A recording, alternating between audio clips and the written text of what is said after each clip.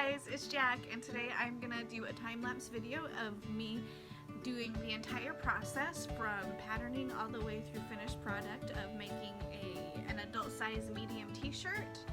a size 3 t-shirt for my daughter, and I hope you all enjoy the video.